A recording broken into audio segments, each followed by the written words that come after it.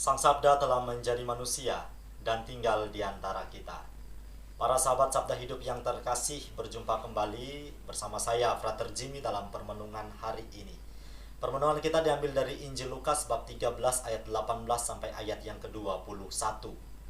Mari kita mempersiapkan hati dan pikiran kita untuk mendengarkan dan merenungkan Sabda Tuhan. Dalam nama Bapa dan Putra dan Roh Kudus. Amin. Semoga Tuhan beserta kita sekarang dan selama-lamanya. Inilah Injil suci menurut Lukas. Dimuliakanlah Tuhan. Maka kata Yesus, seumpama apakah hal kerajaan Allah dan dengan apakah aku akan mengumpamakannya? Ia seumpama biji sesawi yang diambil dan ditaburkan orang di kebunnya. Biji itu tumbuh dan menjadi pohon, dan burung-burung di udara bersarang pada cabang-cabangnya. Dan ia berkata lagi, dengan apakah aku akan mengumpamakan kerajaan Allah?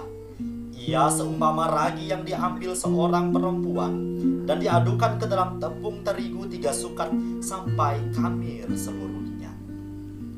Demikianlah Injil Tuhan. Terpujilah Kristus. Para sahabat Sabda Hidup yang terkasih, Yesus dalam bacaan Injil yang kita dengarkan pada hari ini memberikan sebuah perumpamaan perihal kerajaan Allah, di mana kerajaan Allah itu diumpamakan dengan biji sesawi dan ragi. Pertama, biji sesawi dikatakan biji itu tumbuh dan selanjutnya menjadi pohon yang besar dan kokoh sampai burung-burung bersarang pada cabang-cabangnya. Yang kedua ialah ragi. Sebagaimana kita ketahui bahwa kegunaan ragi ini ialah untuk membuat adonan roti menjadi mengembang, atau yang disebutkan dalam Injil tadi, khamir. Mari para sahabat yang terkasih, kita merefleksikan sabda Tuhan yang kita dengarkan pada hari ini dalam terang iman. Iman yang kita miliki ini, apabila kita rawat dengan baik, maka bagaikan biji sesawi yang sangat kecil menjadi pohon yang super besar, sehingga burung-burung dapat bersarang pada cabang-cabangnya. Maka demikian pun dengan potensi iman yang kita miliki. Apabila kita senantiasa merawat dan memupuknya, iman ini akan menjadi semakin besar dan bisa berdaya guna bagi dunia di sekitar kita. Iman yang kita miliki ini kita umpamakan dengan ragi. Ketika kita menggunakannya secara tepat, maka iman ini menghasilkan berkat yang luar biasa. Para sahabat Sabda Hidup yang terkasih, akan tetapi untuk sampai pada titik ini semua, tentu ada proses yang harus kita jalani. Prosesnya tidak sekali jadi.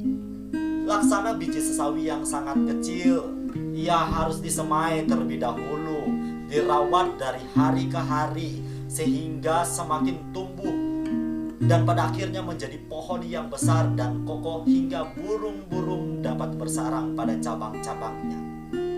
Demikian pun dengan iman yang kita miliki.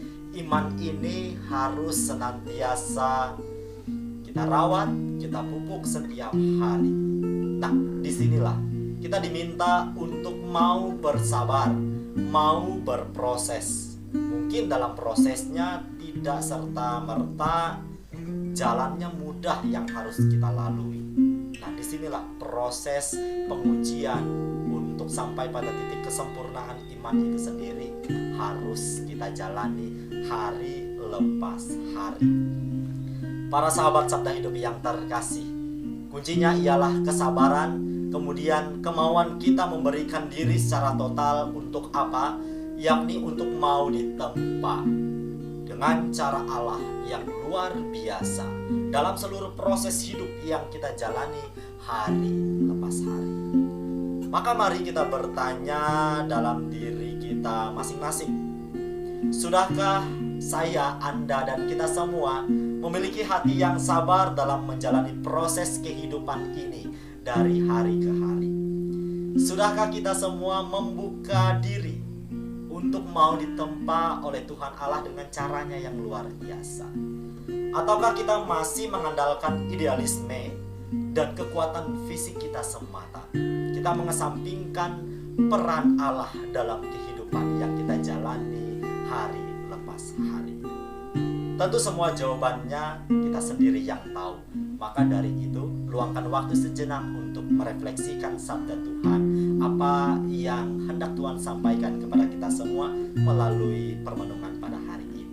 Selamat berefleksi, selamat beraktivitas. Semoga Allah yang Maha Kuasa memberkati kita, melindungi kita terhadap dosa, dan menghantar kita ke hidup yang kekal. Amin. Dalam nama Bapa dan Putra dan Roh Kudus.